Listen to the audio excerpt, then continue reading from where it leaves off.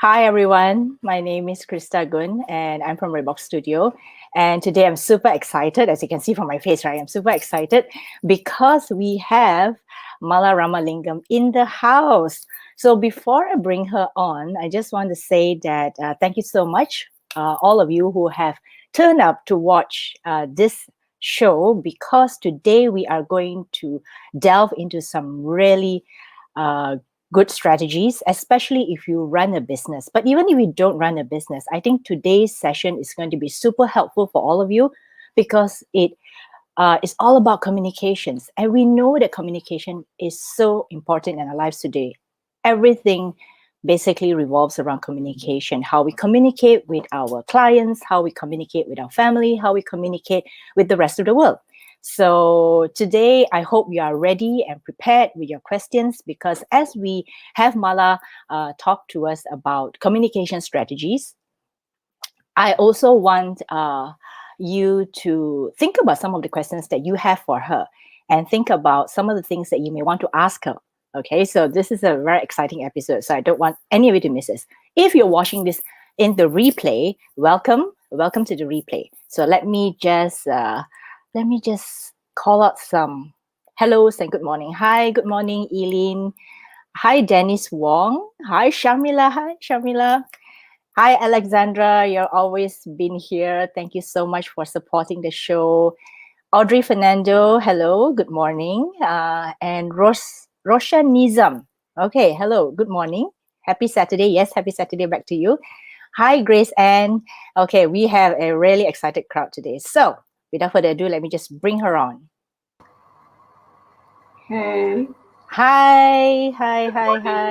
Morning. Okay, so, Malar, before we get into introducing you, let's just talk about what you have been reading this week. Shall we start with that? Sure. Hey, Okay. good morning, all. This week is this particular book. Oops, can you see this?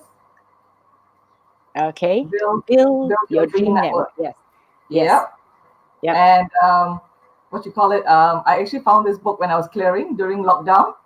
Yeah. So doing my housekeeping, I found this book that I bought years ago, and I can't even remember from where. It was at from some airport somewhere. So this is keeping me busy because firstly, I don't like the word networking, so that's why I bought it. I wanted to know what this was about, but what drew me to the book is here. It says forging powerful relationships in a hyper-connected world. So I was drawn to the hyper-connected bit. Okay. That's the book that you're reading this week, or your favorite book? No, this is the book. I'm just starting on it. Okay. Few pages in. Okay. So I want to recommend a book too. So it's this: How Coca-Cola Took Over the World. But as I was telling Mala, it's not even about Coca-Cola. So strangely, right, the title is so misleading. So I thought it was about Coca-Cola. So I didn't pick up this book until recently. So inside it says How Coca-Cola Took Over the World and 100 more amazing stories about the world's greatest brands. So inside are short little stories about different brands and how they became famous and how they grew. Okay, so that's with our book recommendations. So now, Mala, we'll get to the meat of it, right? So what we're here today for. So first of all, I would like you to introduce yourself. This is a little different from usually I introduce my guests. So please introduce yourself, Mala.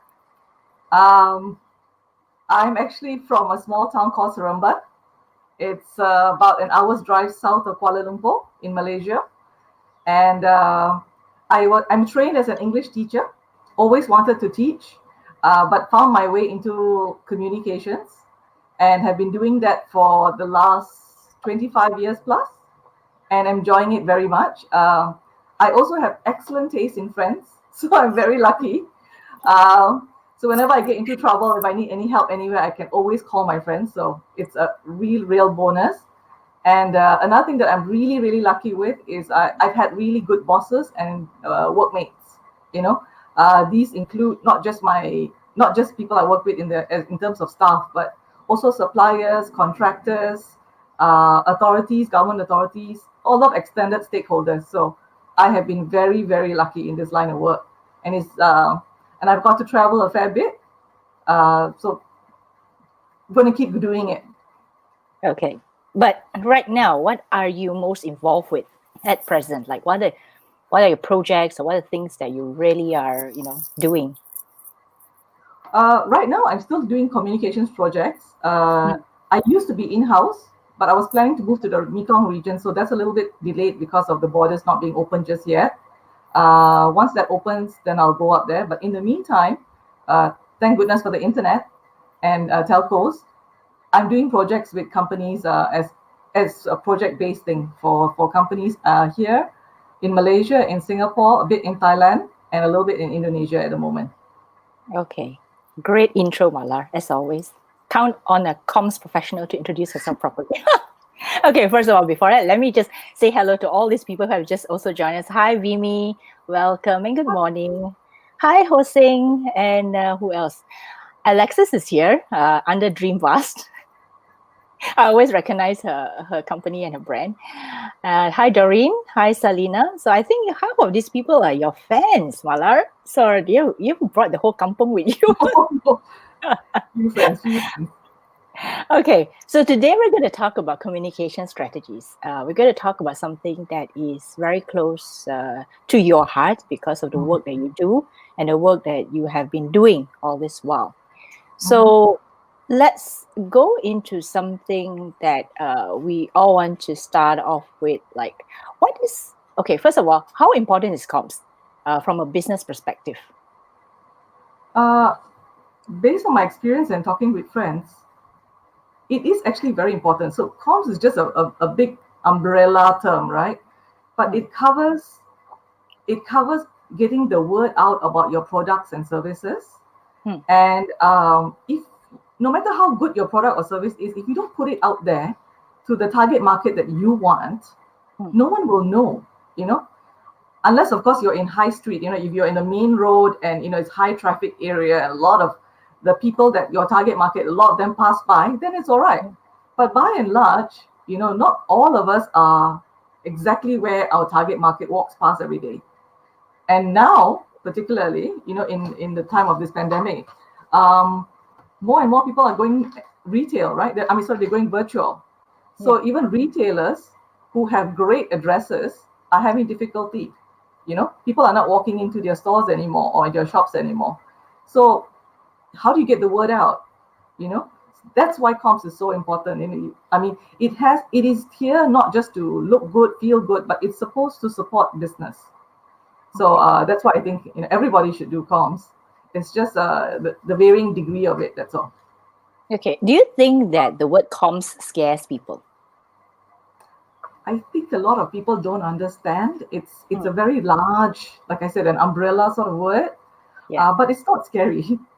The questions are actually very simple. It's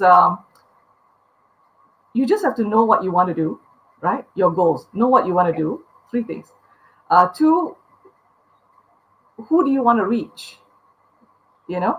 What are your products and services looking to do or help? And 3, go ask for help. Go ask for help if you need help to get the word out. That's it. Very simple. And has these 3 things been integral to your life and your comms work? Not in the beginning. I made so many mistakes. Okay. I still do. We all do. So the good thing about running a business, whether large or small, we're on even keel when it comes to mistakes and lessons learned. Everybody makes it. So just because you work in a large company doesn't mean that they don't make mistakes. Trust me, we make big ones as well. The important thing here is your culture, whether you're willing to actually learn from your mistakes and fix it fast. Say sorry. If you made a mistake, say sorry. Don't try to hide it, because people now, the way I look at it is, people may buy from businesses, they buy from companies and all that, but actually people do business with people. So the baseline is actually your relationships with people, whether you're genuine or not, whether people can trust you or not. And when you have products, with all things being equal, the look and feel is the same, the pricing is almost the same.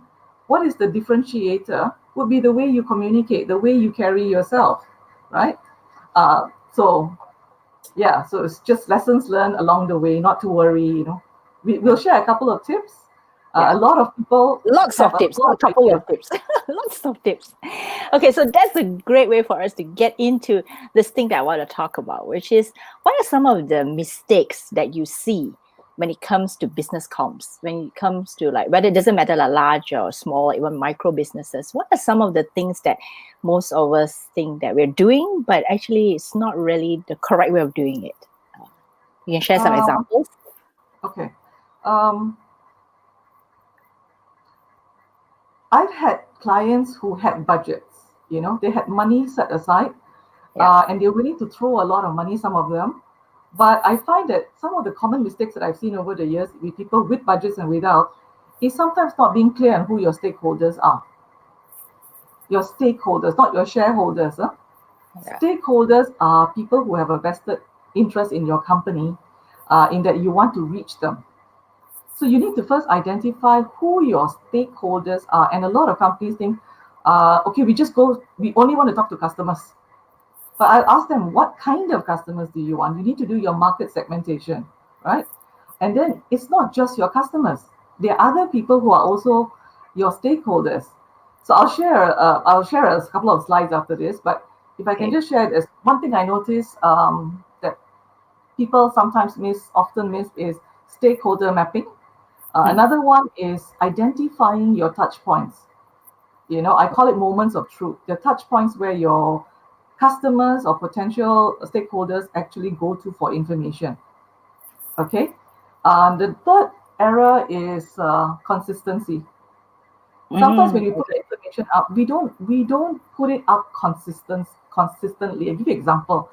Um, Operating hours, especially now when hours keep changing, right? You get Yeah. different We don't announcements even know from the when they're government. open, right? Know what days they're open. Yeah. So, for example, if you just say you want to go to a particular, to shop A to go buy some products, right?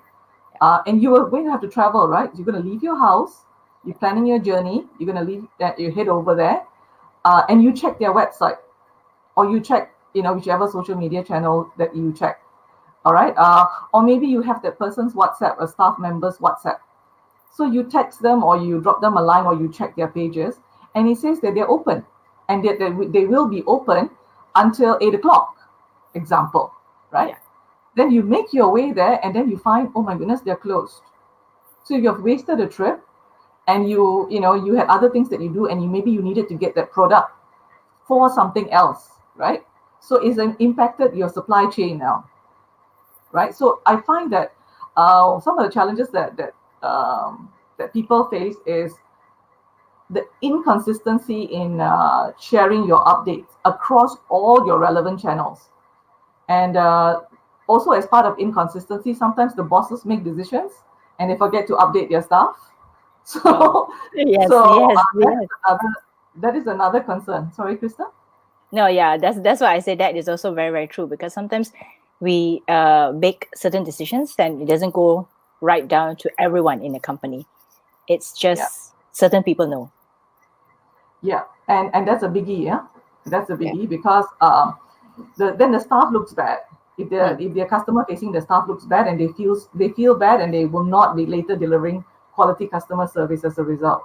So there is an impact on business when the left hand doesn't know what the right hand is doing, Okay. right? Let me right And now just sorry, Mala. Let me just pull up this one. Audrey Fernando asks, will these three steps be on your slides? yes, They're all okay, here yeah. to jot I down see notes. some of it. Either they have to jot down notes or they have to wait to see your slides. Okay, and the last thing is handling complaints. Sometimes a lot of people don't know how to handle complaints or don't handle it very well. So why don't Ah, I share a couple of slides? Is that okay? yeah, sure. Hi, Mas. Okay. Hi, Kim. Saying hi to all these people who have joined us. Happy Saturday, everyone. We're here bright and breezy with Malar. Before I forget, okay, now Malar, I'm adding this to your stream. Okay, yes. Stakeholder mapping. Okay. Hi, all that just popped by. Don't worry, you can watch the recording. Yes. um, okay, so earlier, a couple of areas where people people have concerns, or they Mm, miss out. mm, One of it is stakeholder mapping. So when we say stakeholder mapping, we actually identify, if you can look at this slide, can you Yeah. see my mouse? Is it moving around, the cursor? Yes. Yes. See my mouse block. See the cursor, right? Yeah. So most of the time, we tend to think that our stakeholder is just our clients or customers, Okay. right? Yeah. But actually, it's more than that. It's people like clients and customers. They're one group, but we also have a group of employees. We have shareholders or investors. We have analysts if you are listed. We have local community. That means people, businesses or people who live around the area where we operate. We have the media. We've got government or regulatory bodies. So depending on the nature of your business, these are all groups of people, and they are all your stakeholders, right? So Yeah. very often when we start off the business, we only concentrate on this part. We forget about the local community sometimes, or we forget about talking to the media. We forget about employees because we think we pay their salary, so they're all supposed to listen or figure things out. So once you do this stakeholder mapping, the next, you can add on if there's more. This is just an example. After you do the mapping, the next thing to do is something we call stakeholder assessment, right? So I'm sharing that this is what we do sometimes in corporate. So maybe it might be of help to you. So if you look at this particular slide, right? You have the x-axis and the y-axis, and what it says here on this side is the people who can influence the success of change. So, for example, if you want to change something, you're going to be introducing a new product, okay, or you're going to be selling your company to someone else. So these are the people who will influence the success of change, this axis. And here we measure interest in the outcome of change. It can be anything that you want, but I'm just giving you this example. So for example, so in this example, this is for a company that we were selling off. It was an asset that we were selling off, and it was very, very important that we communicate clearly to our different stakeholders so that people don't panic, right? We wanted the sale to go through smoothly. So when we do this, if you notice here, I'm starting to populate this quadrants, right? Like this. So if you were to do it in your office or with your teammates, right? What you do is you can take A4 sheets of paper or post-it notes, whichever that works for you, and you start stamping this on on a white piece of paper and put with the 6 or 4 quadrants, up to you, right? So if you populate it, the quadrant up here in red, okay, which means it's the quadrant which is the people in this quadrant actually have high influence over the success of change, and they also have a high interest in the outcome of change. They sit here. So this is the group you need to proactively involve with anything that you're doing. If you're going to roll out any information, you want to involve them actively. You want to get their input. Now, the other 2 quadrants here are actually, they're still high, but they are medium on influence. That means their influence on the success of this sale, right, is not so high. So what you do with them is, because they still have a high interest, you proactively engage with them, right? And then this quadrant, that means people who have a high interest in the outcome of change, but have low influence on the success of change, you just inform them, right? And the last one, you actually don't bother because you just react. So for example, in this particular incident, we were selling off an asset, a huge plant that was employing internally about 550 people, externally few thousand. So it was a huge impact when we sold that particular plant or that particular company off, because the town people were very worried.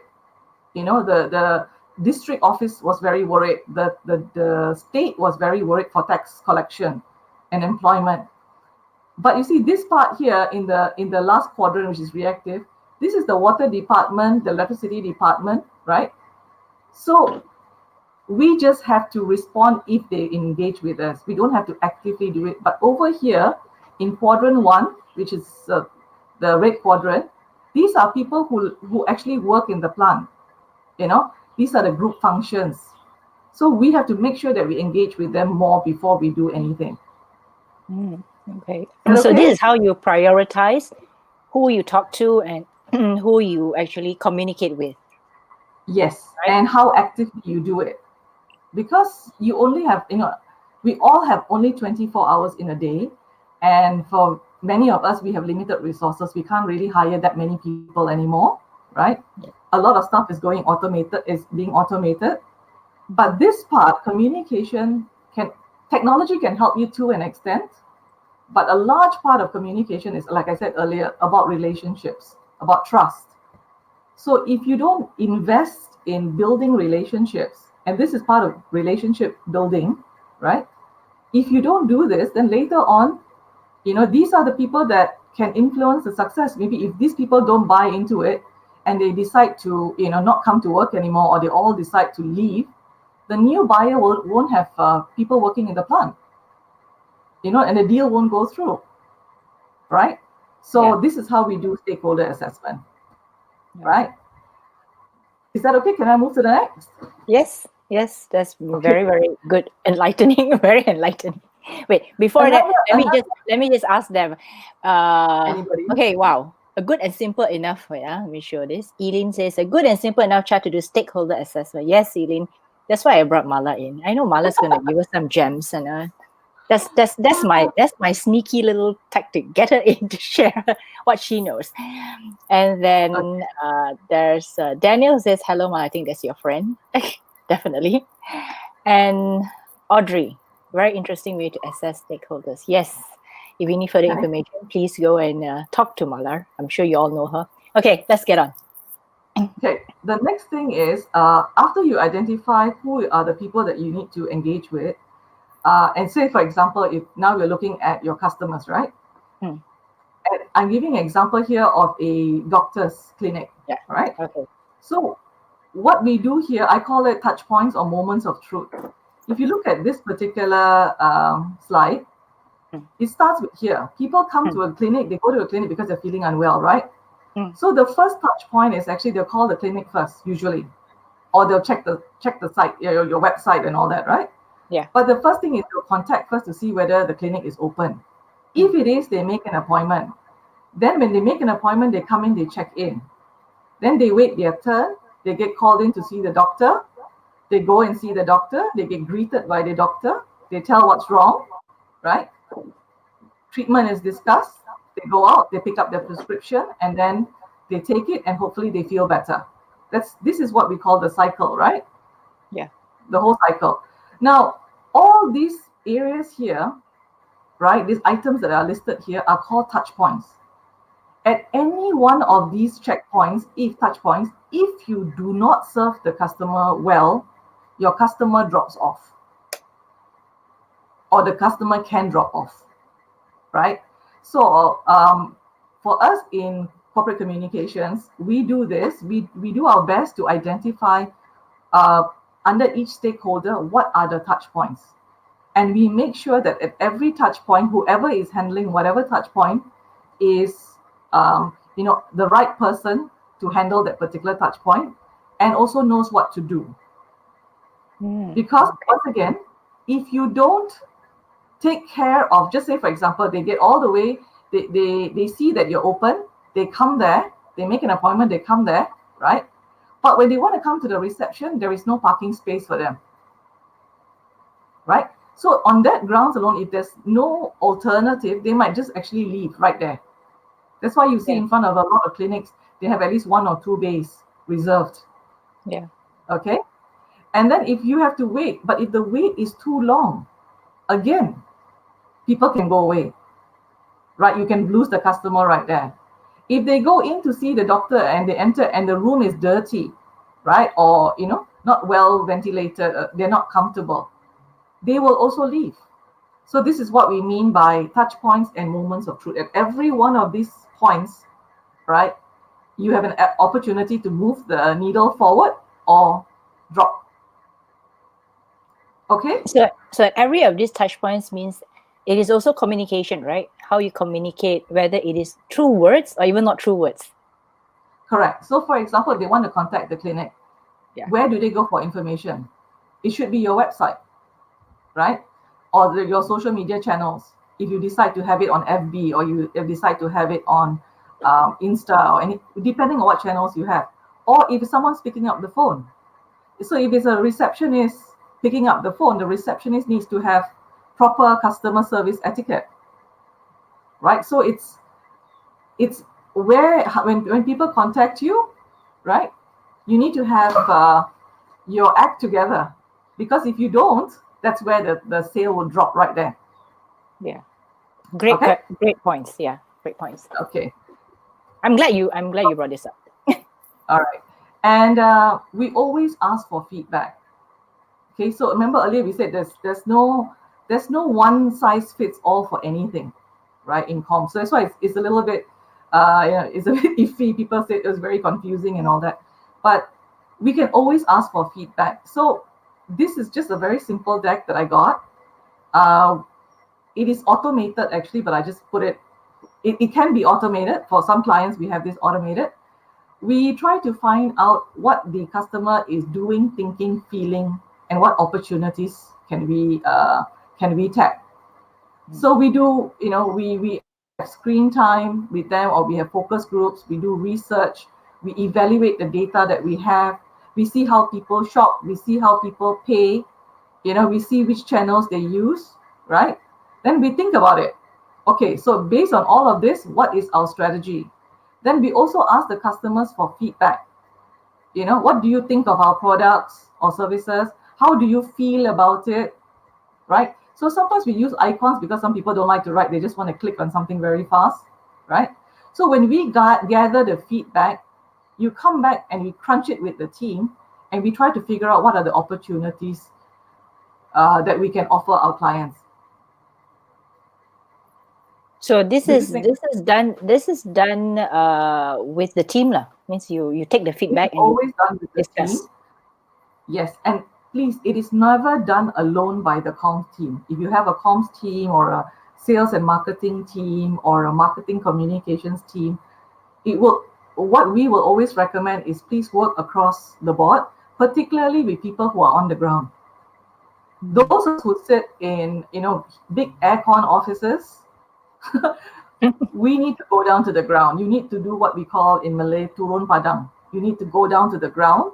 You need to experience the sales cycle and the customer experience cycle for yourself every once in a while, and talk to the people on the ground. Talk to our people on the ground, and you'll get a lot of input. Some of the best ideas have all come from the ground, not from people with fancy degrees and fancy titles. Or focus group. Some of the best solutions come from the people closest to the clients or closest to the customers, because they know what the customers want. They know what the customers are happy and not happy with. I'm glad you brought that up, because a lot of people think it's just the comms department's job to do all this, right? Like, go and do it. Go and get people's feedback. Go and find out what they want.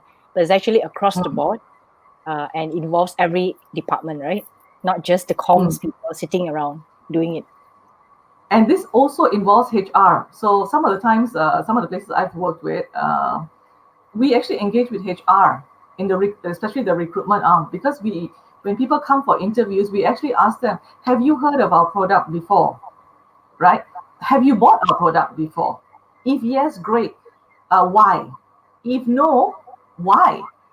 So we also gather feedback at that point as well.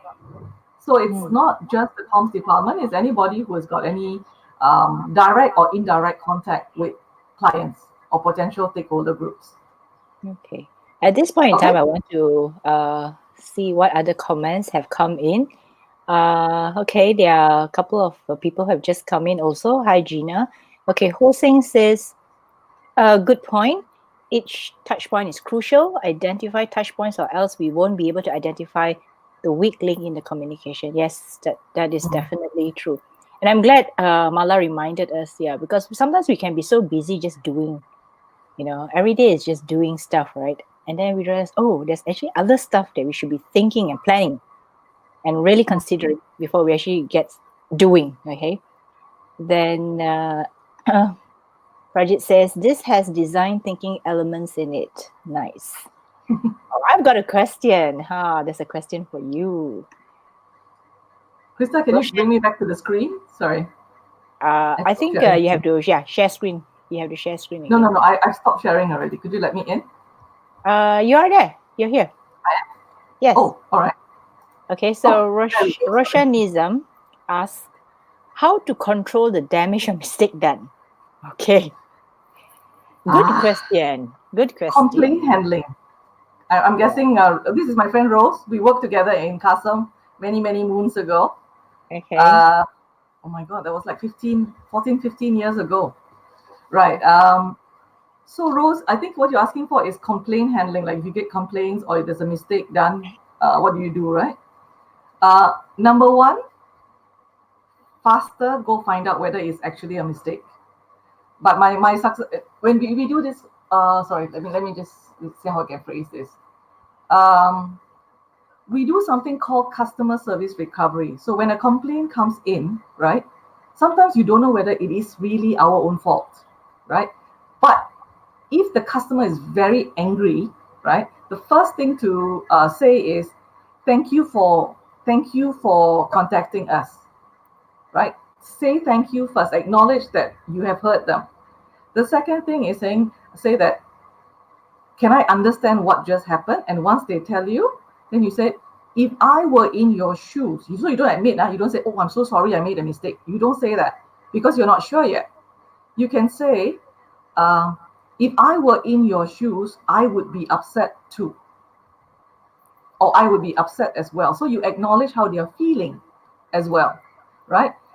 Then you can say the third thing, then the thing after that you can say is, would you allow me, X number of time for me to go and look into this? I need to just check. I do not want to give you wrong information.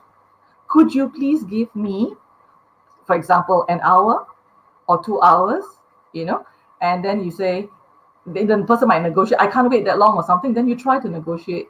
And if you really cannot give the person the time that they want, they say, I want it in the next 5 minutes, right?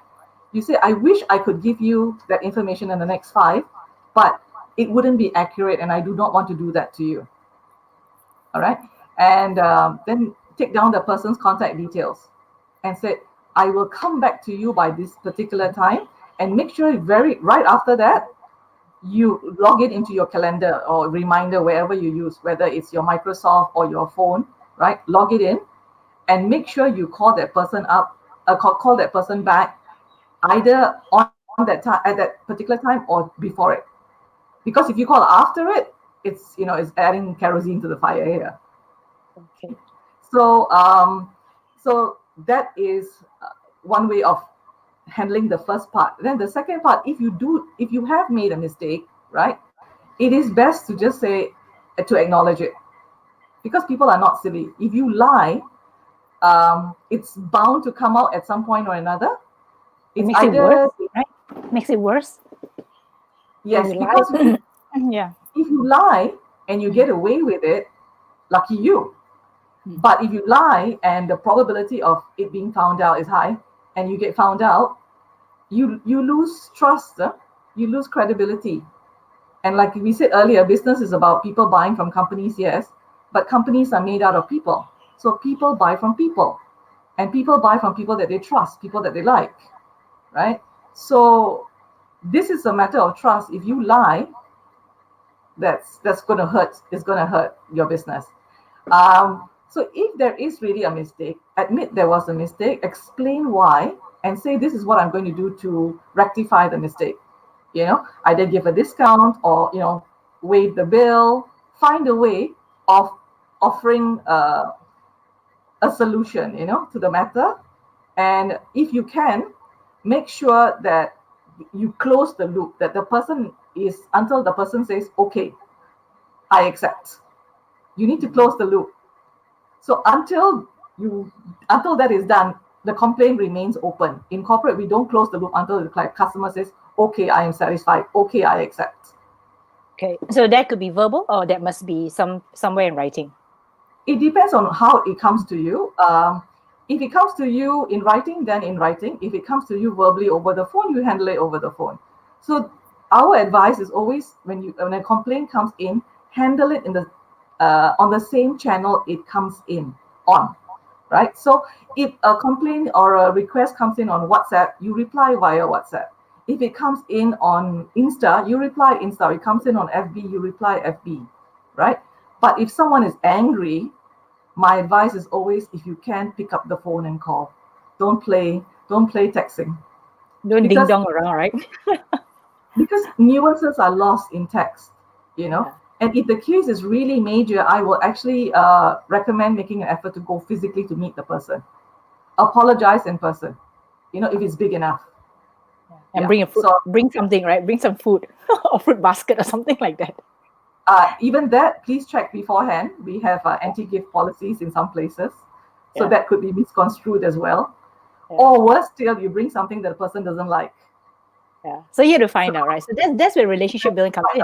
You got to find out what the person. You got to find out what the person likes or dislikes. This is easier if you're a smaller business, lah. It's harder when you're corporate. I don't know.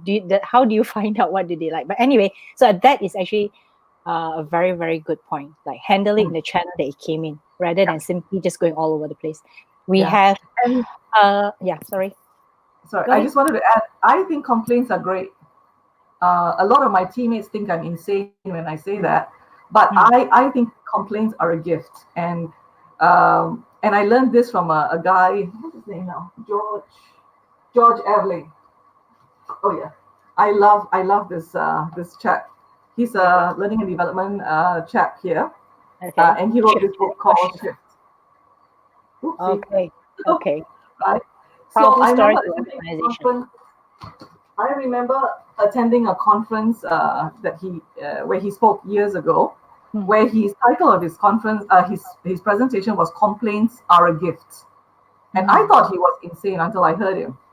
So I got to speak with him after, and I realized he was right, because if someone complains to you, they're giving you a chance to fix it. So if you can fix it, you still have that customer. And if you do a really good job at fixing it, you're going to get a lot more referrals. But if you don't respond to complaints, that is when they get really upset and will tell a lot of people. Yeah, and ruin Yeah. your reputation. Okay, Ouch. so we've got a bunch of very happy people today. They're asking questions. So this is from Dennis Wong. So she says, in this current situation, when there's too many things happening virtually, and everyone is getting fatigued by information given to them, online, webinars, etc., what is a good way to engage with customers without them just dismissing our emails? I hope this webinar is useful. It's not just another information overload. Yeah. Yeah. That's an excellent question. And it applies not just to customers, it also applies to the media. A lot of people are working from home these days, okay, including the media, for example. I give you a real life example, media. I have friends calling me up or texting me and asking, Malar, do you know so and so in this particular media, right? Yeah. I said, yeah. Why? They said, well, we can't contact that person. And I go, why? Don't you have the number? Then they said, no, but we always email that person. Then I said, okay, so many years of dealing with them, you have only dealt via email? They said, yes. Okay, I said, okay, now pick up the phone and call her, right? They said, we tried the general line, but no one's picking up. Or if someone picks up, they say that person is not, is working from home. So what my friend at that time wanted was, do I have that person's handphone number? Right? And it's for one of the editors. And I said, yes, I do, but I can't give you the number. I need to ask whether the editor minds me sharing that number, because it's his personal handphone number, right? Yeah. So I would say, with so many things happening virtually, Denise, it's actually your relationships that you've cultivated with clients. And you cannot do mass emailing, you cannot do mass blasting. You actually need to drill down on getting to know your clients again, and doing one-on-one. If you see that they like something on social media, maybe you want to reach out that way. Or if you have mutual friends, maybe you want to ask your mutual friends for an introduction. It's a lot more work now to build, because if you have already built the relationship, you've built the rapport and the relationship, It's so much easier now during this time. But if you haven't, you have to work harder to find ways of reaching these particular people, but reaching in a way that is not harassing, you know. So one way of trying to reach these people in a helpful way is to see, for example, if you can ask around, does anybody know this person, you know. And if you have a friend who knows the one, say, can you tell me a little bit about this person? What do they like? What don't they like? What is how is their business now, right? What are some of the challenges they are going through? And if you can get that information via a friend, a mutual friend, or seeing some of that person's social media posts, if at all, because not everybody posts everything on social. That's why I say the personal relationship is still very important. Then maybe if you have a solution, you can bring that to the person and say, I spoke to so and so who mentioned your name and asked me to contact you. You know, that's one way. Referrals, word of mouth, personal contacts is actually more effective right now. Of course, if you still want to go the tech way, there are many options tech-wise, the software that you can buy. But remember, whatever you do online is merely lead generation. It's not conversion to a business. Very rarely. So if you put something up, it's a lead generation thing, and then you need to put something else up after that, like a webinar or a seminar or something, and there you have a chance of selling. But there's no guarantee of conversion on virtual. Okay. Thanks, Malar. Okay, we have another question. We have questions this morning. So Mas asks, how do you manage your influence stakeholders that don't often turun padang and don't know the real issue faced by people on the ground now that all is remote? Is there any recommendation for organizations that are designed to be working in silos? Okay. That's an excellent question. It's a real meaty one. Okay, so now what we have is, you're saying the culture already is that of your culture is already one of working in silos, right? And on top of that, you have the added issue of the pandemic where people can't even meet each other. They don't want to meet each other, and now they have an excuse not to meet each other. So I think the one of the ways of actually tackling something like this, a suggestion would be, go back to what is your business needs. What is it? How is this impacting business, right? When people don't talk to each other, right? And what is the problem now that's facing the business? And because people are not talking to each other, that's why this problem cannot be solved. We need people to come together to work it out. So, but the thing is, if you say, oh, we need to work together, they say, no, we don't. We didn't have to all these years, so why should we now, right? Then you have to give them a reason. And the reason is, if you can tie it back to the business. We have a customer that is making an inquiry for this particular product, and it is this kind of specifications that the customer needs. I need support on putting together this proposal. And for this, I need department A, B, C, and D to come in to have a chat. And rather than me go to each of you individually, right, could we please hop onto a call together where before the call, I will send you some pre-reads. That means I'll send some material earlier on. And if you have any questions about that, you can contact me first. But I would like to ask for support here because we have to develop a proposal for this particular customer. And this is going to lead, if this comes true, it will help us hit our business target of whatever. Because right now, this is where we are in terms of target. This is, so this would really help move the needle forward for business. So if you can draw it back to the business, that is one way. Okay. Another suggestion is some of these stakeholders have people that they like. Again, it's relationships. If you know that there are some people that they are very, very close to, they're good friends with, maybe you could just approach them and say, listen, I need to get this person's support, but I don't seem to be making any headway. Would you be able to give me some tips? Can you advise me on what's the best way of, speaking with this person? And this is why I need the help. people, most of the time, people are willing to help.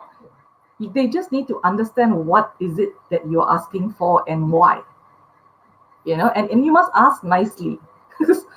So especially right now in the middle of a pandemic, and with a lot of people working from home or with reduced team number of teammates, right? Some people have been let go, so they're taking on additional roles. The pressure is on. So if you want to ask someone for help, I would also suggest please check where they are at before you ask for anything. How are you? Small talk, pleasantries. How are you doing? Where are you now? Can you take my call? Are you in the middle of something? And this you can text first. Don't just simply call, because if the person is in the middle of doing something, they get annoyed if they see a call coming in, right? Or if it's late at night, or if it's, again, if you're working cross countries like some of us are, check time zones. Don't just simply call.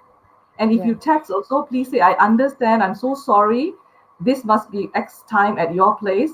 It's now X time at my place. So I'm just sending you a note now, but if you could reply when you get into the office or when you wake up later. Thank you so much. This is what I want to ask. Just give some brief pointers. They'll be very helpful. Check in with people first before you ask for any help or any input. So Mas, fingers crossed, see whether that works. If it doesn't, call me back again. We'll go back to the board. Okay. Dennis replied, thank you, Mala. I agree about the personal contact, which is one of the ways we are getting our sales team to contact them personally rather than from comms. Yeah. So thank you, Dennis. Thank you. That's a really good strat, Dennis. This is a really smart strat. Is people want to deal with people. People are actually feeling very shaky right now. So if there's that human touch, it's really much more appreciated. People don't like speaking to machines and all right now. So we're going back to the old school method. Yeah, let's talk to each other. Baseline. Then Kim says, agreed, complaints as a feedback and chance to fix the problem. Yes, that is true. That is true. It may be very, very scary to deal with some irate customer or someone who's really angry, someone who's really upset, but there's a way to calm them down. Use Mala's method. Okay, if you missed that method, please watch the replay. Go and listen to it word for word. Make notes or even make a template out of it. Okay. Eileen says, watch Bob Langert TEDx talk on criticism from clients and how it was handled. Thank you, Eileen. Great resource for all of us. I will also definitely want to check that out. Vimi says, agree. Building relationships is crucial. Yes, that is definitely, especially for now, when all of us have just all probably gone online for everything. Okay, we have another comment. I think this is from Prajit. In reverse, if we get emails from people, please follow up. Too many people these days just acknowledge but don't follow up, or they do so after a week or so. What kind of impression do you think this gives? Yes, I guess, is that a question or probably just a statement? It's not even a question or anything like that. Prajit, okay. Hi. If I could take this, Krista? Yeah, sure. Okay. When it comes to emails again, that's not actually, I know it's there for black and white purposes, but please understand, or at least try to understand and get to understand what's it like on the other side, of the fence, or the other side of the bridge. Because some people receive a lot of emails, and if they receive a lot, they can't respond to every single one. I give you an example that sometimes in corporate we get something like 500 to 800 to 900 emails a day, right? And it's a lot of it is actually CC and BCC, right? So it really, really clogs up our inbox.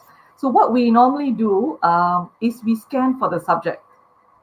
If the subject is clear, we understand what is the subject, or what it is about, and hopefully what you're asking. So for example, product A dash request for quotation. That is so much easier for me to pick it up and go, okay, this is what it is. So I will look at the subject matter, and I will also look at who is the sender. If the sender is someone that's close to me and is relevant to my line of work or my team's work, I will probably open that faster, you know. But if it's not someone I know, it can wait. And if I've got 500 to 800 emails to clear, really, I'm going to drop a few. So if I don't respond to email and you need a response from me, you have to find another way of following up.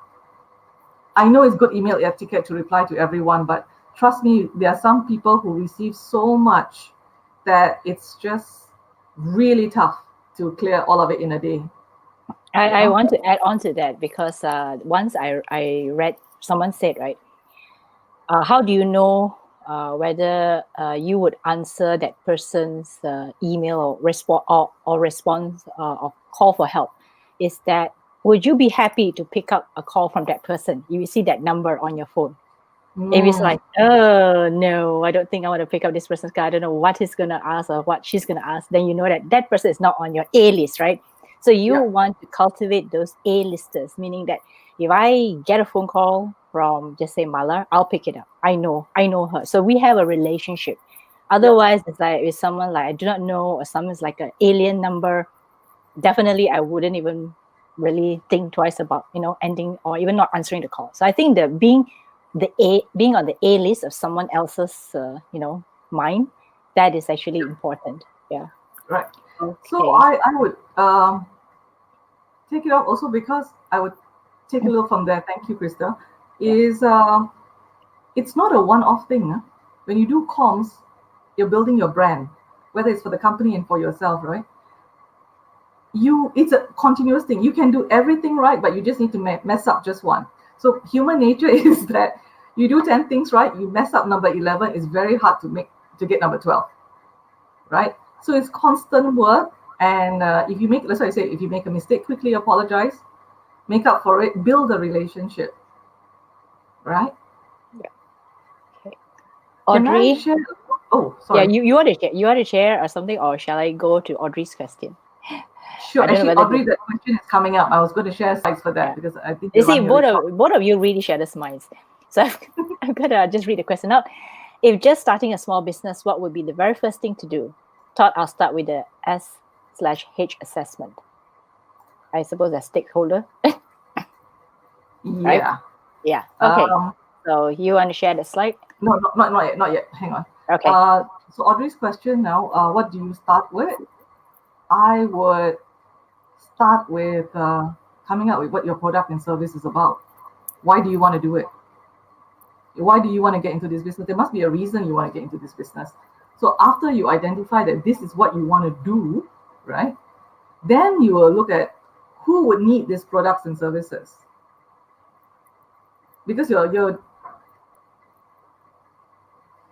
then the stakeholder assessment, stakeholder thing is after you decide what your products and services are to do.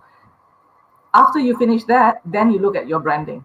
And that would be your logo, it could be your contact details, right? Because you want to make it easy for people to find you, right? So you need to check based on your target market, right? Your target audience, how they like to be approached. So I can tell you, like some of the small businesses, I say, if you don't have money for a website, it's okay. You can work with what do you call it, a shop front. You can put it on FB first, or if they check. But if they don't check, if the way they do it is just through WhatsApp, do it through WhatsApp. It is not about being fancy. It's about being able to reach your customers and for your customers to reach you in a timely way, right?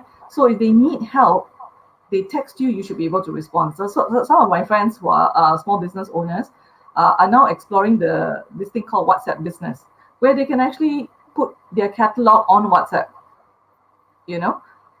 Like my favorite florist is Nook Flowers, right here in KL, and she's been in business for 12 years or something, and she is one of the most innovative business people I know, right? Yeah.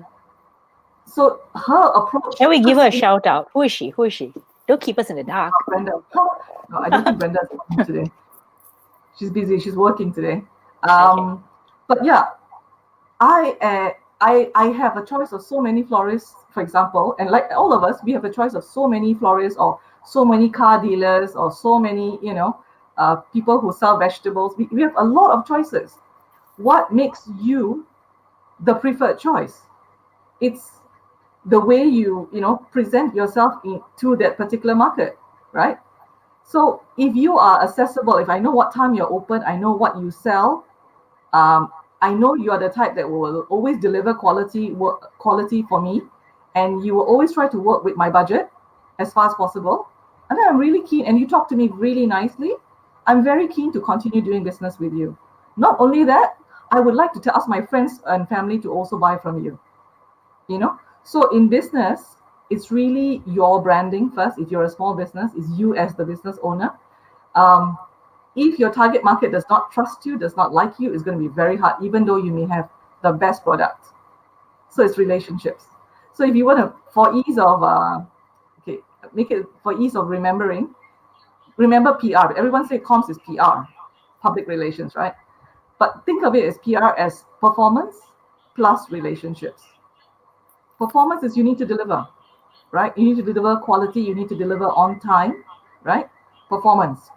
Then the differentiator is your relationships.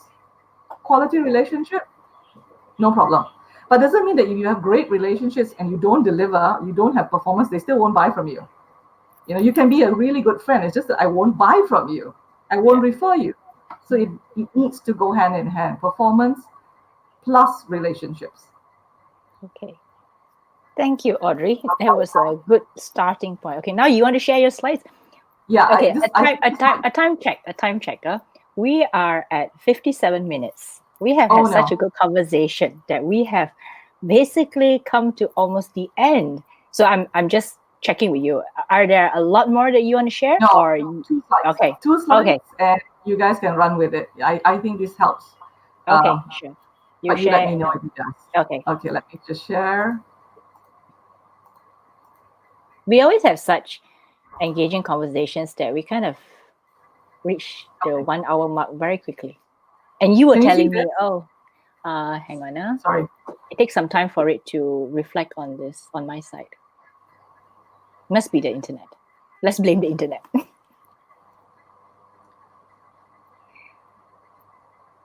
Q, more please.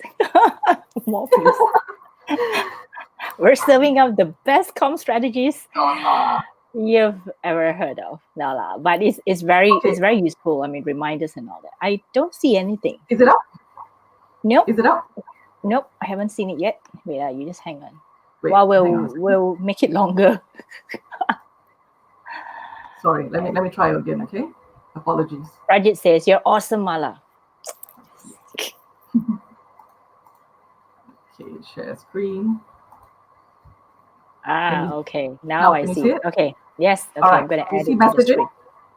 Yes. Okay, this is the second last slide. I just wanted to share this. This was something that we craft before we do any major announcements, right? I call it the no feel do, and this I credit my teammates in one of the oil and gas companies I worked with. So this is not my idea; it was a team development. So what we do is, remember we said stakeholders, right? Yeah. So you list your stakeholders, and under each stakeholder group, to help you be very focused in what you want to communicate, we break it up into 3 categories. What do you want people to know, feel, and do? Okay? So this, I'm just giving this as an example. You can take a look at it later. It's all going to be up online anyway, right? Yeah. But this helps you with your thinking. So for example, if you're the business owner and you're talking to your staff, before you talk to your staff, jot down the key points that you want to share. What do you want them to know, feel, and do after your session? If it's your contractors or if it's your customers, what do you want them to know, feel, and do? If it's you're dealing with one of the government authorities or regulators, what do you want them to know, feel, and do? So this little template, know, feel, and do, helps with us getting our thoughts more focused, and also under the feel helps us with our approach. For example, here under community, we were going to sell off the plant. So we wanted the community to be confident that the group that I was with, the company, will execute the transition with due process that is fair and timely, And we are appreciative of the plant's contributions over the past half century. The plant has been there for more than 50 years, right? So this might be a format that, I mean, it helps me and it helps a lot of my teammates. So hope it helps you guys. Okay, can I move on? Last one. Sure. This is something we call the ideas board, and this one I'm very grateful. This came from when I was working with one of the semiconductor companies, where Rose and I were. So this was something that was mooted to capture ideas. So there are online versions of this, but I'm just sharing the baseline understanding of it. The best ideas come from the ground, right? So this ideas board was what we put up on the shop floor, the plant floor, production floor. So what we did was we asked people, they were all given, post-it notes. If you have an idea, just slam it up, write it down on a post-it note, write your name, write your batch number, right? And the date, put it up here, right? So then the supervisor or any of the senior management who are walking by, our job is to come and look at the ideas here that are listed. Then we will decide together whether we want to move it to something that we want to do, right? So this one, if it's to do, we'll move the post-it note over to this side. Then we also will check which are the ones that are in progress. So this is doing. And then here is it's done, right? So when it comes to it's done, the people who contributed the ideas here, we will measure its effectiveness. How did it help improve whatever it improved? Did it improve our business productivity? Did it reduce wastage? Which is also money saved. Did it improve staff morale? So whatever that it achieved here, we will make sure that we reward and recognize the people who gave these ideas, and if they worked in a team, the team that worked with them to make it happen. So it's very important also to recognize people. So okay. Can I ask a question? Sure. Where is this idea board put or placed? Well, for if you are on a shop floor, right, and you work on the ground, it's better that these things are actually physically where people take a rest, or where you have we call it daily briefing sessions. When you come in, there's a shift change, right? So there will be a brief handover of what has happened and handover to the next team coming in. Ideally, it should be in that space. Because that's where people come and review things, you see. Okay. Management also comes into that space to review. So this is a dynamic board. Dynamic board. There's also software that you can actually design a software, or you can buy one off. But I'm just sharing the concept of this. Yeah. Okay. All right. Thank you so much. Oh, we have a bunch of comments. Maybe we can take this as a last question, if you don't mind. For the rest of you who are watching, I hope we're okay with a little bit over time, but we've got so many good things to share that we can't fit it into 60 minutes, so we have to go a little bit overboard. So there is this question of how do you build your brand if you are small? You yourself is the brand? Last question. Yeah. Okay. Lynn, is it? Yeah. Lynn. Excellent question. And Lynn, yes, you are the brand. You walk and talk, live and breathe. People look at your products and services. They look at you. People like some of us who work for companies, we represent the brand. Okay, we represent the company brand. So that's why we are very, very particular in corporate comm. When we do our onboarding, we work with HR very closely on this one. And we tell them, this is what we stand for. These are the values of the company. This is the way we do things. This is our company logo, right?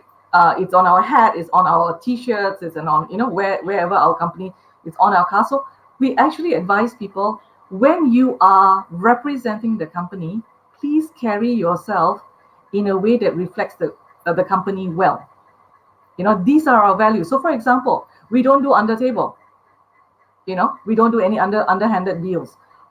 We don't drink alcohol on the job, right? So we tell people up front, this is what we stand for.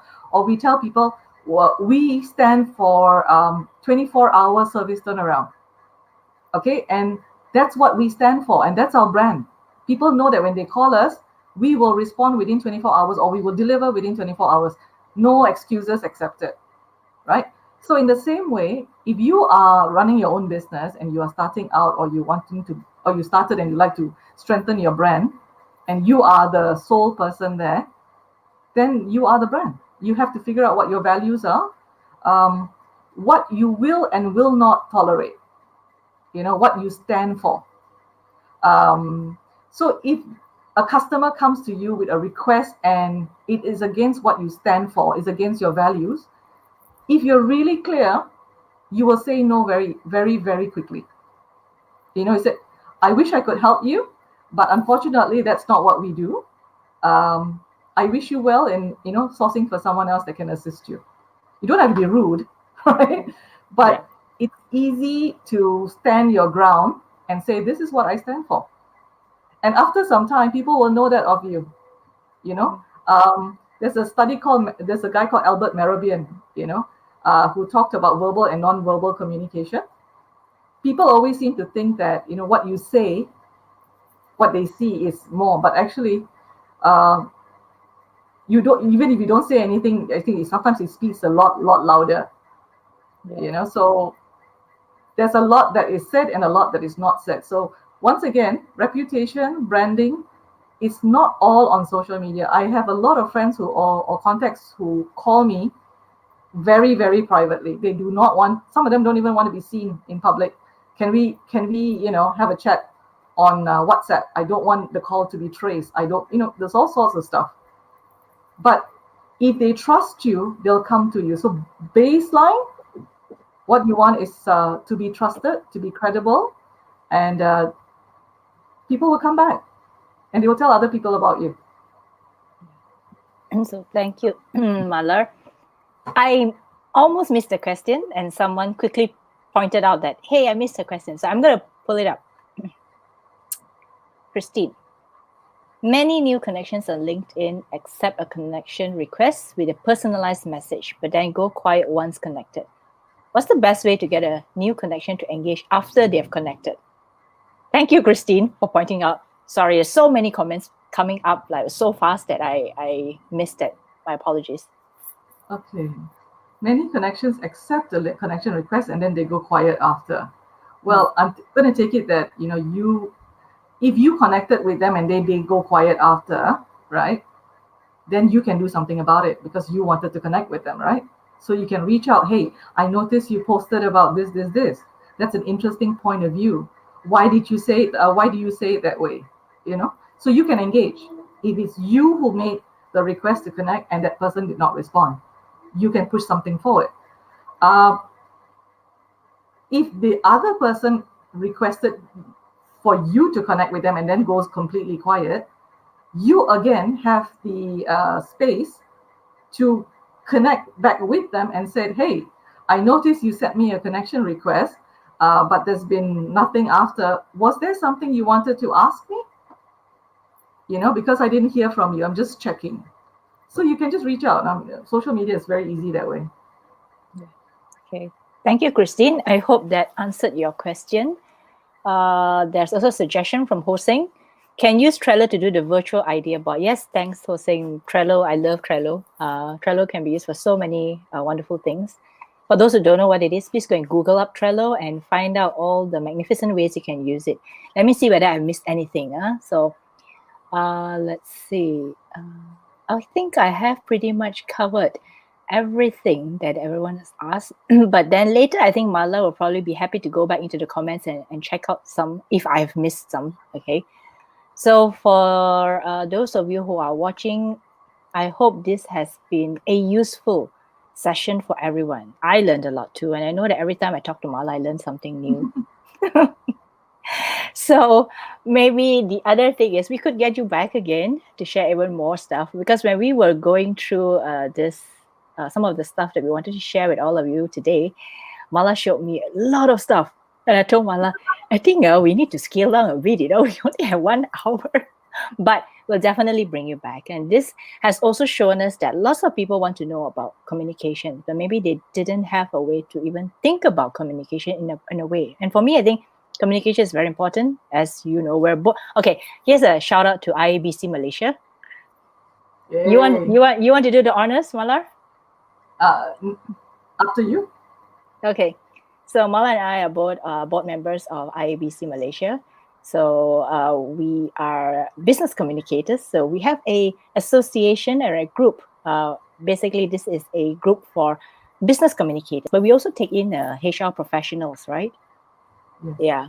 So if you're interested, anyone who wants to communicate professionally in a business setting is Yeah. welcome. Yeah. Just to share, that's good you brought that up.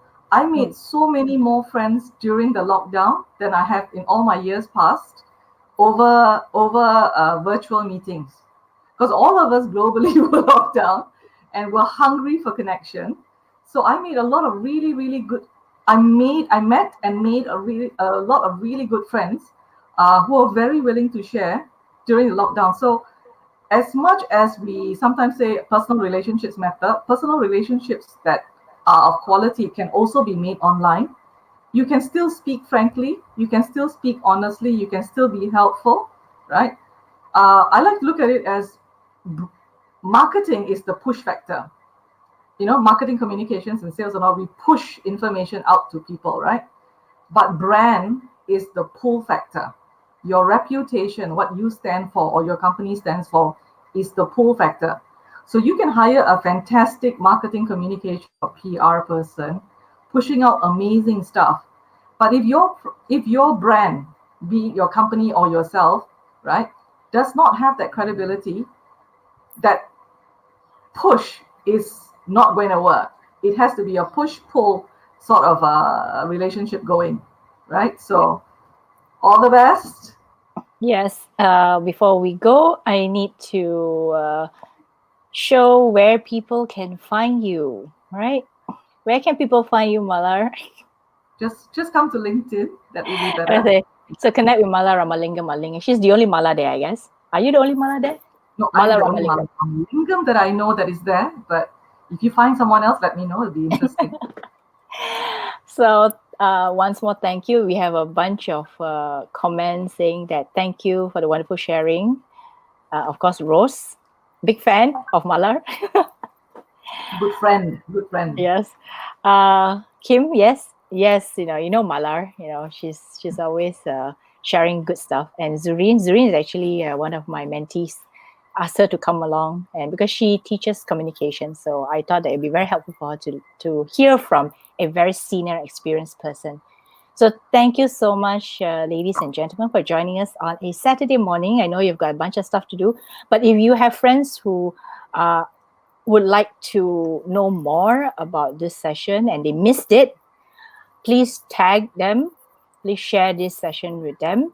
And if you have anything that you need to ask, please connect with Mala on LinkedIn, and then you can have the conversation.